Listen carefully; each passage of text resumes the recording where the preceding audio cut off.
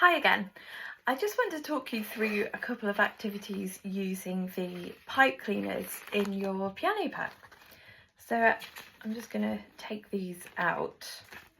You should have about 3 or 4 of these. So what I'm going to do is stretch them out first of all, and I usually find that most people really like messing around with these, quite fun to use. And stretch them like this. So there's lots of things you can do, but I think they are really useful. So when we are learning the piano, we're trying to learn them this way. These are the higher notes, and I tend to have a look inside and show the student the string, with it being thinner and smaller. And then all the way down here we have the lower notes. And that requires an understanding of up and down. And that can be quite confusing actually. So I do like to use these pipe cleaners to learn that concept. So the first thing is I tend to make a shape, could be anything you like, and I'll put that on the piano, and then I'll say what happens in this shape. So it starts, see if you can balance it. It starts lower, you can see that, and then goes up and then goes down. And maybe your son or daughter could help describe that. And then I might demonstrate something like going up and then going down again. Okay, and I might get another pipe cleaner now and do another shape. I simply might just do the same one but kind of the other way up, maybe with a flat bit there, just to do something a bit different. So this time, what does it do? Well, it starts up here, it goes down, stays the same for a bit, and then it goes back up. So what could we do? Well, I'm going to start up here.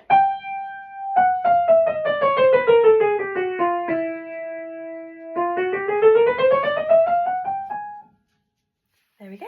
And that's, there isn't really a wrong or a right answer for this. I'm making it up as I go along. But you can see how the understanding of going up and down sort of applies to the piano as well. So I might be a bit more adventurous now. I might sort of make a bit of a wiggly.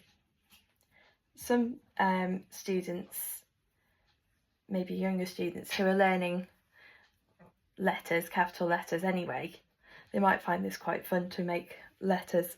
So I've made a kind of M for mummy sign. So this time it goes up, down, but not all the way down. It only goes about halfway, something like that. And then it goes back up and then back down again. So I'm going to start a bit lower.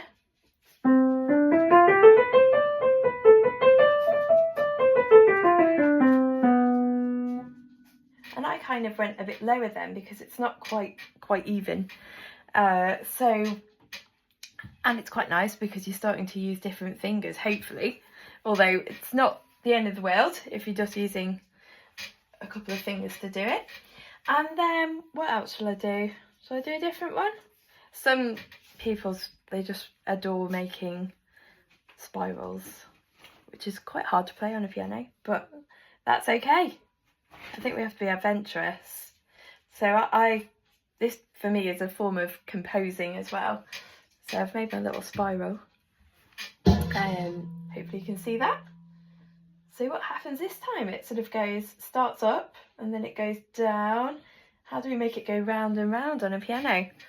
I think there's lots of interpretations here. So I'm going to go.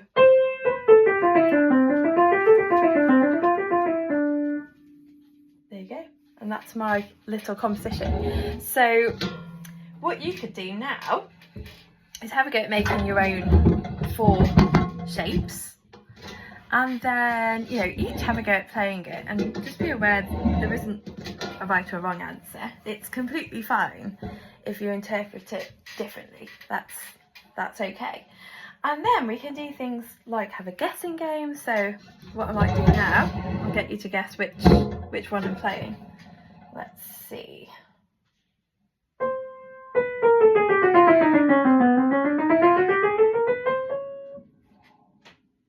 There you go. Actually, I did it slightly differently this time, but hopefully you might have guessed that it's the purple one. So, and then so on. You can mix it up a little bit and have a bit of a guessing game, and then surprise each other. See if you can do it by memory. So turn round and say which colour you think it is. And you can kind of go from there, really. You can even make whole pieces of music using these, and it's really, really fun. Other things you can do with it, I mean, I might make more videos later on, but if you're learning the musical notes and things like that, treble clefs, you can actually have a go at making, it's really difficult, but you can try making them. That's kind of a fun sort of visual way to do it. The idea of doing it like this is it should be quite nice and memorable, actually.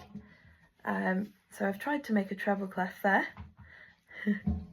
I will be adding some flashcards to the piano packs, which we're going to, learn what these signs mean. So you might make a treble clef, or it's quite fun to try and make different notes out of them as well. So here I'm attempting to make a crotchet, so I'm just trying to make it so it looks coloured in rather than kind of empty. And again, it's sort of working on the recognising the difference between the two. So trying to hold it the right way around for the camera. There we go. So there you go. That's a crotchet, and it lasts for one. So you can have a go at seeing if you can make notes from the music and things like that as well. So I hope that gives you a few ideas, and I will check in again with some other pipe cleaner activities and lots more as well. Thank you. Bye.